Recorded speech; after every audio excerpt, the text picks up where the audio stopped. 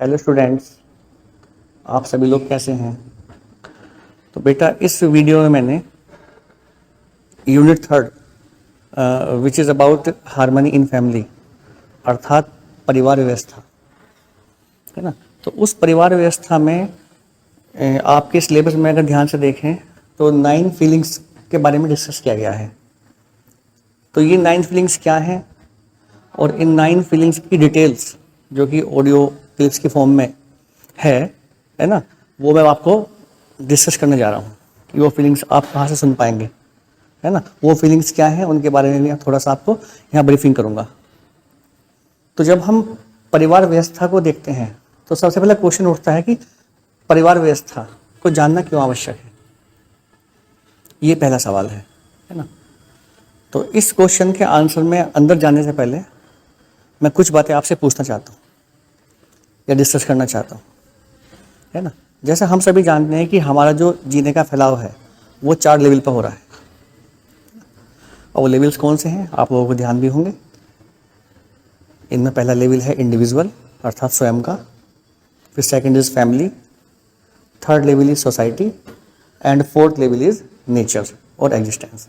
तो इन 4 लेवल पे हमारा जीना हो रहा है, ठीक है। अब सवाल उठता है कि सही समझ हम किसको बोलते हैं, राइट अंडरस्टैंडिंग किसको बोलते हैं, और राइट अंडरस्टैंडिंग से हमारे स्वयं में हमारे जीवन में क्या इंश्योर होता है ना। तो राइट अंडरस्टैंडिंग का मतलब है कि जिन 4 लेवल पर मेरा जीना हो रहा है या मेरे जीवन का जीने का फैलाव है, उन चारों लेवल पर जो भी हार्मनी का प्रोविजन है ना, जिस नियम के तहत हार्मनी बनी हुई है अर्थात जो व्यवस्था है उसकी स्पष्टता मुझे हो, उस नियम को मैं समझ पाऊँ और फिर उस समझ के आधार पर मेरा जीना हो, ये आपकी राइट अंडरस्टैंडिंग को इंडिकेट करता है। ऐसा करने से क्या होगा, तो अगर मैं चारों लेवल पर हार्मनी के प्रोविजन को समझ पाता हूँ और फिर वैसा ही जी पाता हूँ, तो यही मूल मंत्र है जीवन में हैप्पीनेस एंड प्रोस्पेरिटी को इंश्योर करने का। इसलिए कहा गया है कि happiness and prosperity can be ensure through right understanding and right feeling. तो जब तक मुझ में स्वयं में सही समझ एंश्योर नहीं होगी, सही समझ का मतलब क्या है कि जिन 4 लेवल्स पर मेरा जीना हो रहा है उन 4 लेवल्स पर जो भी हार्मोनी का प्रोविज़न है ना, जो भी व्यवस्था बनी हुई है, जब तक मैं उसको नहीं समझ पाऊंगा तब तक मैं सुख और समृद्धि के साथ अर्थात हैप्पीनेस एंड प्रोस्पेरिटी के साथ कॉन्टिन्यूटी में या कॉन्टिन्यूएशन में निरंतर मैं जी नहीं पाऊंगा, है ना।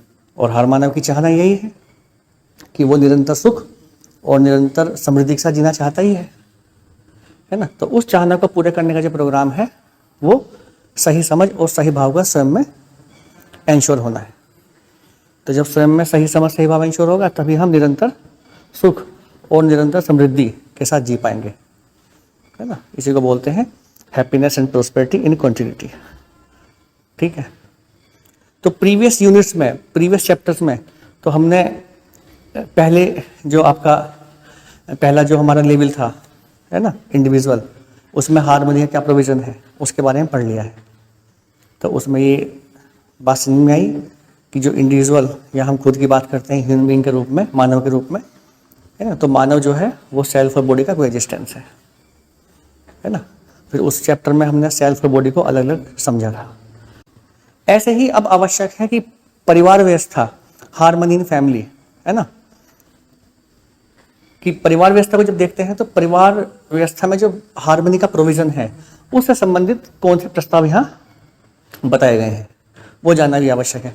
क्योंकि जब तक हम परिवार में हार्मनी के प्रोविजन को नहीं समझेंगे तब तक परिवार में हैप्पीनेस, है ना, या म्यूचुअल फुलफिलमेंट एंश्योर नहीं होगा। बिना परिवार व्यवस्था को समझे हम परिवार में खुशहाल जीवन व्यतीत नहीं कर सकते, है ना। इसलिए परिवार व्यवस्था को समझना ही पड़ेगा, है ना, ये परम आवश्यक है। तभी जाके हम परिवार में हैप्पीली या हार्मोनियसली रह पाएंगे एक दूसरे के साथ म्यूचुअल फुलफिलमेंट के आधार पर, ठीक है। तो जब परिवार व्यवस्था को देखते हैं तो पता चलता है कि जो परिवार है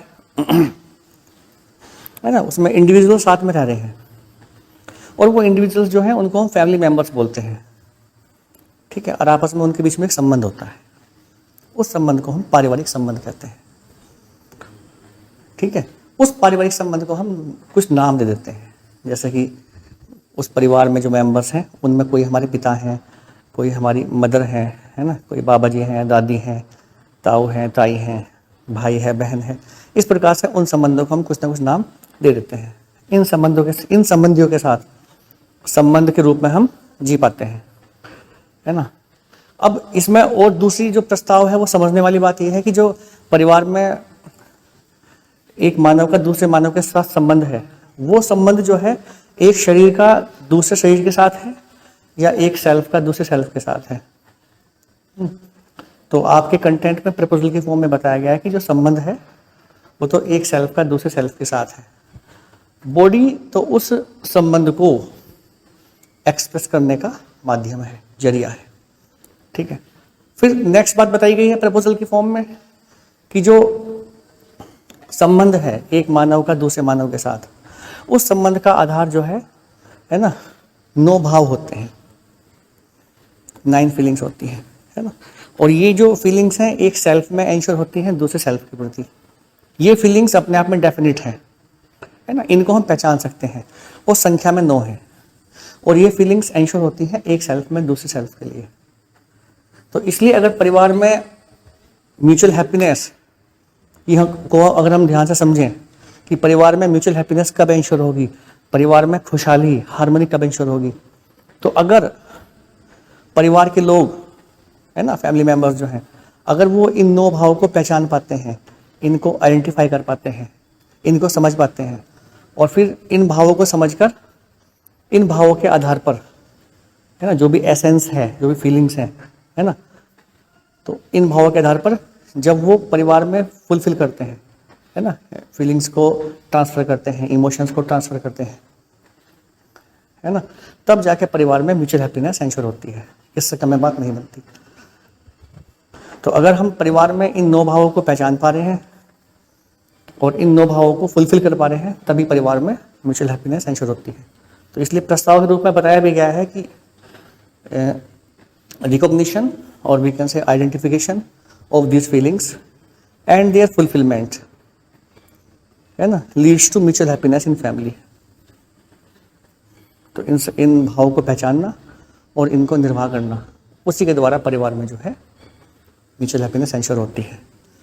तो इसलिए परिवार व्यवस्था को समझना आवश्यक है। तो जब परिवार व्यवस्था को समझने की बात कर रहा हूँ तो मैं इन बेसिकली 9 फीलिंग्स की बात कर रहा हूँ, है ना, जो कि कंटेंट में डिस्कस करेगी। तो इनकी समझ होना बहुत आवश्यक है, ठीक है। तो ये अब 9 फीलिंग्स कौन सी हैं, है ना, ये 9 फीलिंग्स जो कि मानव मानव संबंध का आधार है, ह्यूमन ह्यूमन इंटरेक्शन या ह्यूमन ह्यूमन रिलेशनशिप का जो बेस ये 9 फीलिंग्स है, ये क्या है ना। इनको एक बार देख लेते हैं, थोड़ा इसकी ब्रीफिंग कर देता हूँ। उसके बाद डिटेल्ड में तो इसको जब आप सुनेंगे तो ऑडियो क्लिप्स को का लिंक प्रोवाइड करूँगा आप लोगों के साथ। तो उस लिंक में सारी जो आप जाएंगे, है ना, तो सारी फीलिंग्स की जो है ऑडियो क्लिप आपको मिल जाएंगी, वहाँ से उसको सुन लेना। फिलहाल मैं थोड़ी सी ब्रीफिंग कर देता हूँ कि ये 9 भाव जो हैं ये कौन से हैं।